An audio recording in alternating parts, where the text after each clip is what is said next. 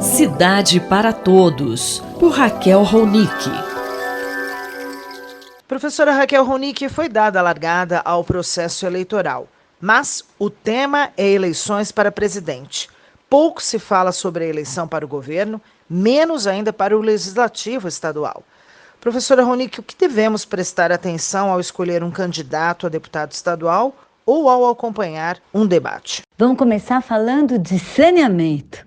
No novo marco regulatório, os governos estaduais e particularmente as assembleias legislativas têm uma importância muito grande na regulação da forma como empresas privadas e públicas, e principalmente os municípios também, vão se reorganizar para poder atingir as metas de universalizar água, coleta de esgoto e, sobretudo, tratamento de esgoto para todos.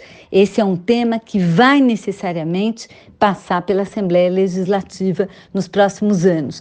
Assim como esse tema, a questão ambiental também é um tema muito da competência estadual, o controle da poluição atmosférica e de todas as formas de poluição, o grande impacto de intervenções territoriais que vão acontecer no Estado também são debatidos e discutidos no âmbito estadual e, portanto, a Assembleia Legislativa tem um enorme papel.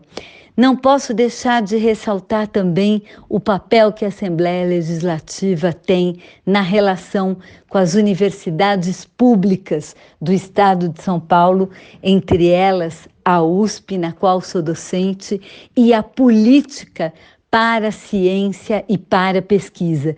Esse é um tema absolutamente central que já foi produto de embates na Assembleia Legislativa e que tem uma importância na definição dos rumos da educação superior e da pesquisa no nosso país. Professora Ronick, mais algum tema importante que não devemos esquecer nesse momento de propostas para o Estado de São Paulo? O tema do transporte.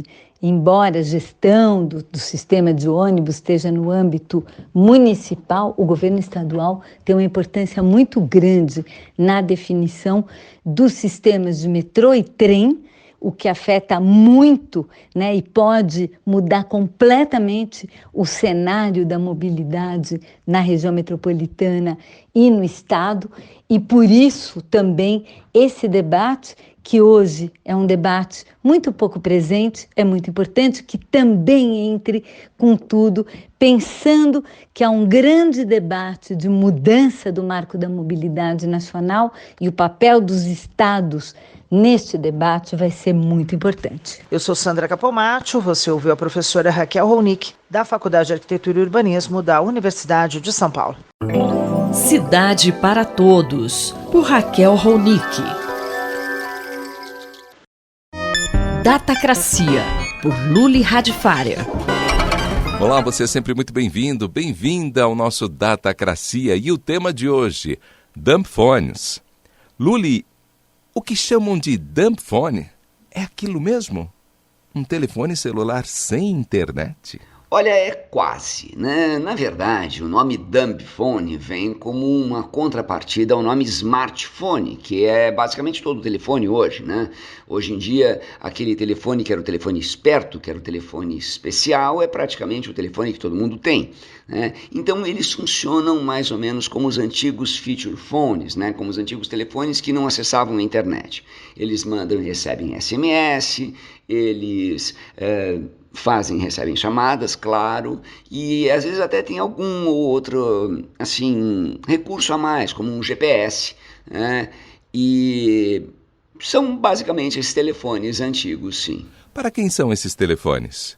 Para as vovós, para os vovôs, ou é o tal celular do ladrão? Bom, sim e sim, você acertou em 2 pontos importantes. Claro, as pessoas mais idosas têm problemas, às vezes porque não aprenderam, às vezes porque não têm muita paciência, às vezes porque não enxergam bem ou não têm bons reflexos, ou às vezes mesmo porque sofreram quedas cognitivas, elas têm uma dificuldade maior em operar aparelhos complexos, então seriam bons, mas você ficaria surpreso em ver muita gente nova que está usando esse celular não para o caso de ser roubado e ser levado, né, que nem a antiga carteira do ladrão, que só tinha R$ 10, não tinha nenhum documento importante, que ficava lá para o ladrão levar.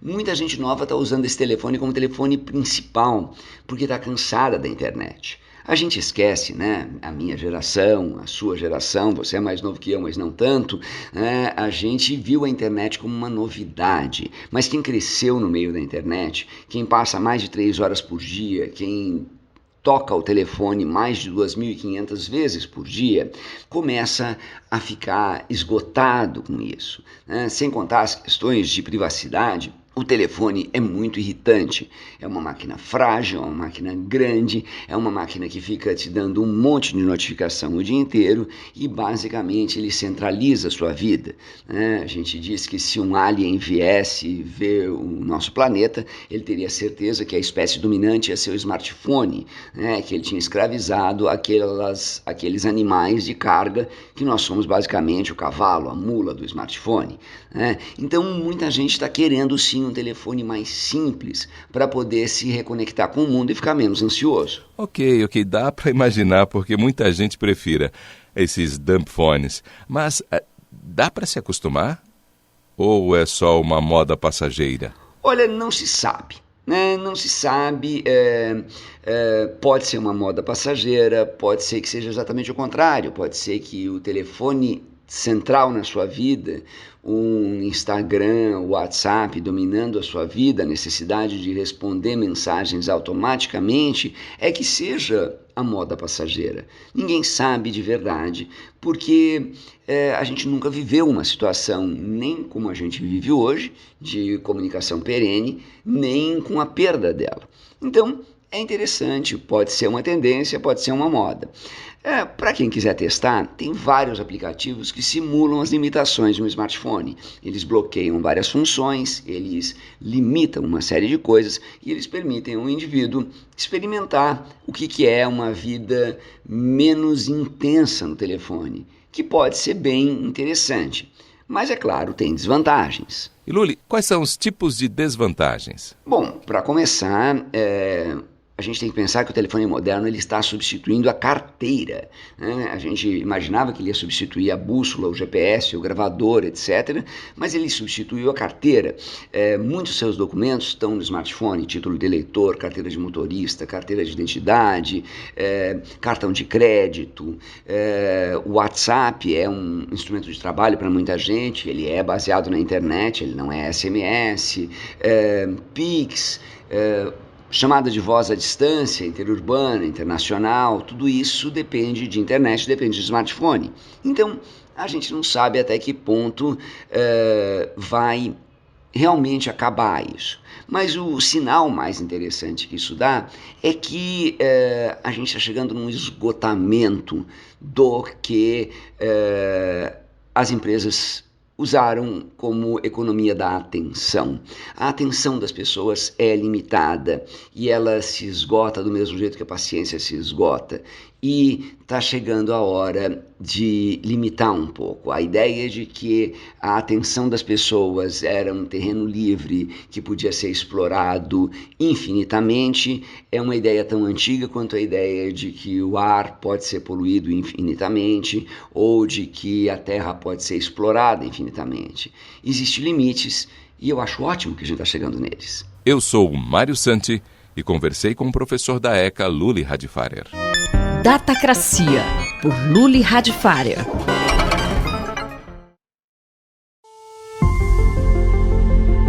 Decodificando o DNA, com Maiana Zates. Na coluna de hoje, a professora Maiana Zates fala sobre a relação entre exercício intenso, apetite e perda de peso. Você já passou por uma situação de perder o apetite depois de um exercício extenuante?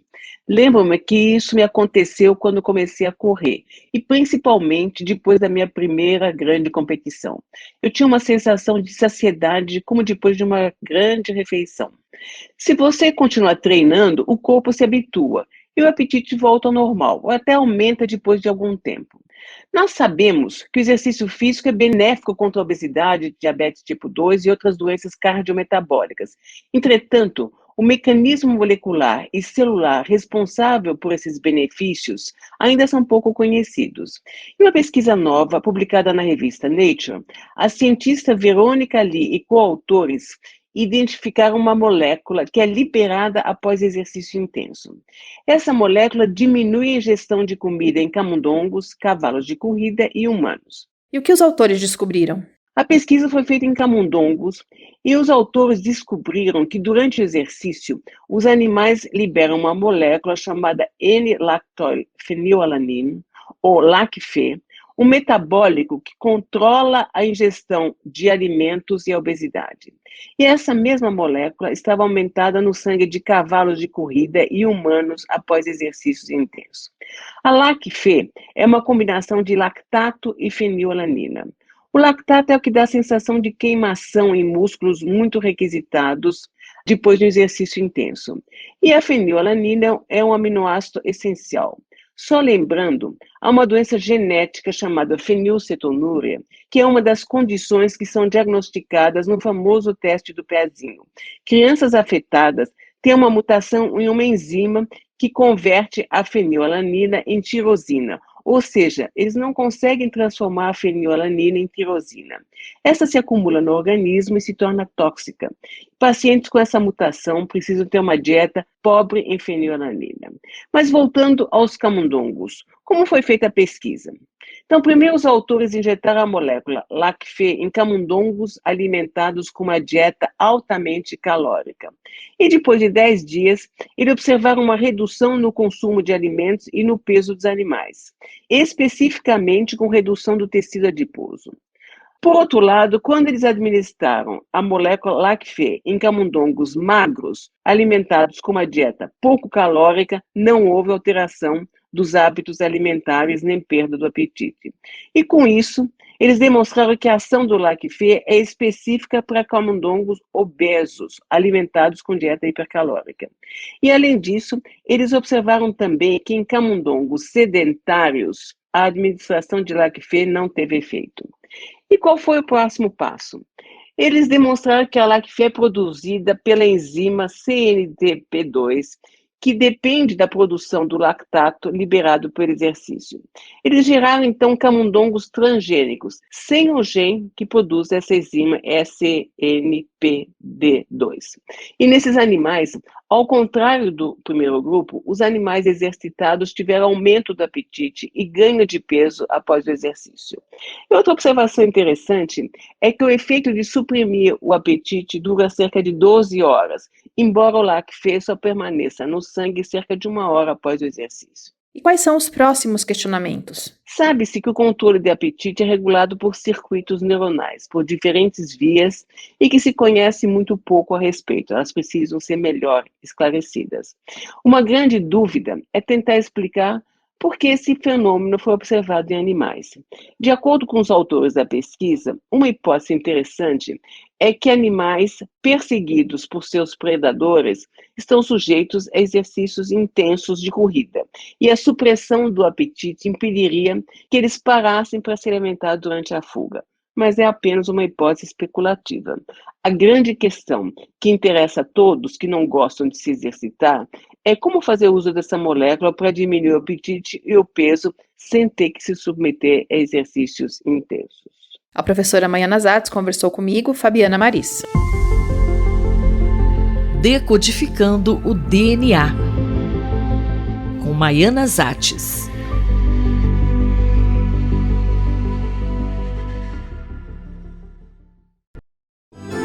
Bibliomania, por Marisa Midori.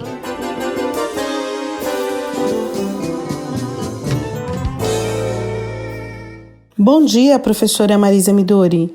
A coluna de hoje traz como tema, para não dizer que não falei das flores, né? Bom dia, Cláudia. Bom dia, ouvintes da Rádio USP. Nossa coluna tem insistido muito nas questões políticas e econômicas que tocam o mundo dos livros e dos leitores. Estamos em um ano eleitoral. A educação e a cultura sofreram bastante nesses últimos tempos. mais do que de costume. Logo, é impossível não abordar alguns problemas mais evidentes do livro no Brasil. Porém, para colorir o mundo, talvez para amenizar as nossas dores, hoje eu gostaria de falar sobre a linguagem das flores. Olha só, Cláudia, fiz até uma rima. É que a leitura do mais recente livro de Alessandra Elfar, A Linguagem Sentimental das Flores, uma publicação da editora Unesp, ilumina e alegra os nossos espíritos. É verdade que nem tudo são flores, porque a autora desnuda, por meio desses estratagemas empregados por moças e moços para seus flertes e encontros furtivos no Rio de Janeiro do século XIX, uma sociedade conservadora e que, de modo geral, penaliza bastante as moças. E se as proibições eram muitos eram os códigos secretos que as flores inspiravam para ludibriar a vigilância dos mais velhos ou até mesmo dos maridos. A autora observa nesse jogo de olhares, de gestos e de códigos que as flores correspondiam a palavras e, por suposto, a intenções. Por exemplo, amor perfeito significava existo só para ti. Botão de rosa encarnada queria dizer meus olhos só veem a ti. Camélias significavam aceito, com alegria. Acontece que com tantas flores, imagino que esses moços e essas moças deveriam andar com o dicionário nas mãos. E é aí que entra a história do livro nessa pesquisa tão original de Alessandra Elfar, pois, de fato, os dicionários das flores ou ainda as linguagens das flores existiram e tiveram êxito editorial no Brasil oitocentista. Na verdade, estamos a tratar de um gênero que se difundiu igualmente na Europa. Elfar traz exemplos da França e de Portugal e que sobreviveu às mudanças de costumes observadas no século XX, embora a autora se detenha no século XIX. Mas eu vi algumas dessas brochuras. É claro que os livrinhos observados por Elfar tinham todo um cuidado editorial. Capa dura, duração nos cortes, papel de boa qualidade, traços que indicavam a frequência de um público mais seleto, e esses volumes populares eram bem diferentes. Antes, eles ficavam expostos nas bancas de jornais, pelo menos é esta a memória que eu trago da infância.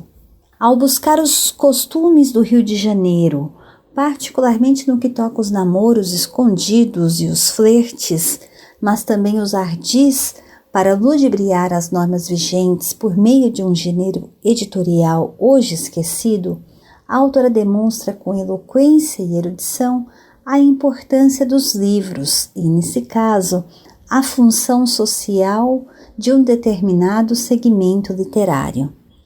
Agora, Cláudia, eu termino a coluna com uma pergunta. Você sabe o que significa ganhar uma esmeralda no mês de maio? Professora, vamos deixar a pergunta para os ouvintes responderem. A professora Marisa Midori conversou com Cláudia Costa. Bibliomania, por Marisa Midori.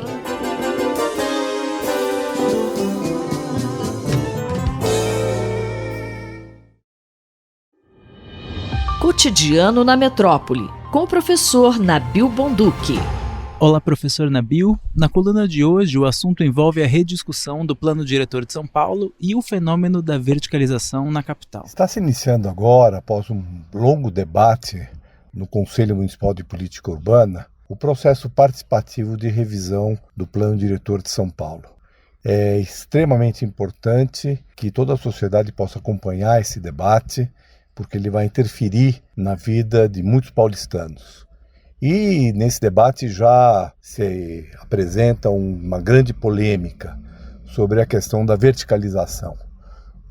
O mercado imobiliário, não contente com a verticalização que já está acontecendo na cidade e que tem causado bastante reação, bastante contrariedade dos moradores, principalmente dos bairros de classe média alta, do centro expandido de São Paulo, como Pinheiros, Vila Madalena, Vila Mariana. O mercado imobiliário quer ainda ampliar essa verticalização, quer poder construir edifícios mais altos nos chamados miolos de bairro, ou seja, as áreas que são um pouco mais distantes dos corredores de transporte coletivo, né, o metrô, o trem, os corredores de ônibus.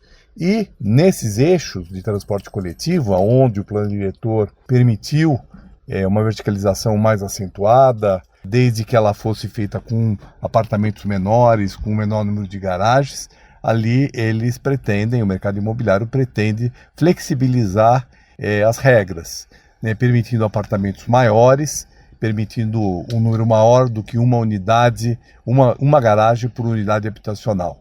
Isso foi estabelecido no plano diretor como uma regra onde se permite uma maior verticalização, mas desde que ela garanta também um adensamento populacional, ou seja, mais pessoas morando próximo do transporte coletivo com menor número de garagens, né? E essa verticalização que foi, portanto, admitida no plano diretor, tem causado muitas reações das associações e movimentos de bairro que acham, que estão entendendo que essa verticalização é exagerada. Então, essa polêmica é uma das polêmicas que vai certamente estar muito presente em toda a discussão da revisão do plano diretor. Mas como é que São Paulo pode resolver o seu problema de habitação? Bom, veja, Denis, a questão é a seguinte: São Paulo tem uma necessidade de habitação muito grande. Os estudos feitos pela Universidade Federal Fluminense indicam que na região metropolitana de São Paulo, entre 2020 e 2030, nós vamos ter a necessidade de 719 mil novas unidades habitacionais. São novas famílias que se formam na região metropolitana de São Paulo e também migrações, pessoas que vêm de fora morar aqui. Fora o enorme déficit habitacional da cidade e da região metropolitana, que soma por volta de 570 mil, que são pessoas que coabitam duas famílias na mesma unidade habitacional, que moram em moradia precária ou que pagam mais que 30% da sua renda de aluguel. Portanto, nós temos necessidade de cadensar a cidade, né? No entanto, o próprio plano diretor estabeleceu que áreas de interesse urbano, ambiental, cultural devem ser excluídas do eixo e, embora aquelas que estavam regulamentadas em 2014 de fato foram excluídas, como as chamadas EPECs, Zonas Especiais de Proteção Ambiental ou de Produção Cultural, muitas vilas, muitas áreas que têm interesse urbanístico, elas não foram excluídas dos eixos. Portanto, numa revisão do plano diretor, essas questões precisam ser olhadas com mais cuidado. Nós precisamos adensar e, portanto, se nós precisamos adensar populacionalmente a cidade, nós precisamos garantir as regras que já existem no plano diretor e talvez torná-las até as mais rígidas, no sentido de apartamentos menores, portanto, mais pessoas morando numa área menor, de modo a garantir maior adensamento populacional e rediscutir, inclusive, a questão de garagens, porque a ideia de se adensar junto ao transporte coletivo é exatamente de estimular o uso do transporte coletivo e desestimular o uso do automóvel, né? E proteger os miolos dos bairros, não admitir uma verticalização no miolo dos bairros para protegê-los e dessa maneira, então, equilibrar áreas com maior densidade e verticalizadas, com áreas menos densas e menos verticalizadas. Eu, Denis Pacheco, conversei com o professor Nabil Bonduki para a Rádio USP. Cotidiano na Metrópole, com o professor Nabil Bonduki. Minuto do Cérebro, por Otávio Pontes Neto. Dia a dia, a ciência vem demonstrando os males do álcool para o organismo humano. E quanto ao cérebro, professor Otávio, o que as pesquisas têm demonstrado? Bem, diversos estudos epidemiológicos têm mostrado essa associação da ingesta crônica diária de álcool, mesmo em pequenas quantidades, com um declínio cognitivo progressivo. E o mecanismo por trás dessa associação ainda era desconhecido. Mas um estudo recente, publicado na revista PLOS ONE, sugere que o acúmulo de ferro no cérebro pode ser a explicação para essa associação. O estudo encontrou que o consumo diário de álcool acumulando mais do que 56 gramas de álcool por semana, foi associado a um acúmulo de ferro no cérebro, principalmente nos gânglios da base, e a um pior desempenho cognitivo desses participantes. Esse estudo, realizado com mais de 20 mil participantes no Reino Unido, explorou essa associação entre o consumo autorreferido de álcool diário, né, desses participantes e os níveis cerebrais de ferro medidos por ressonância magnética. E o estudo encontrou uma associação entre a ingesta de álcool com ferro no sangue, no fígado e no cérebro com o declínio cognitivo dos participantes envolvidos na pesquisa. Em conjunto, esses dados reforçam o alerta, né, dos malefícios da ingesta crônica diária de álcool na saúde, sobretudo aí na disfunção cognitiva. Ouvimos o professor Otávio Pontes Neto, da Faculdade de Medicina da USP, em Ribeirão Preto. Rita Estela para a Rádio USP.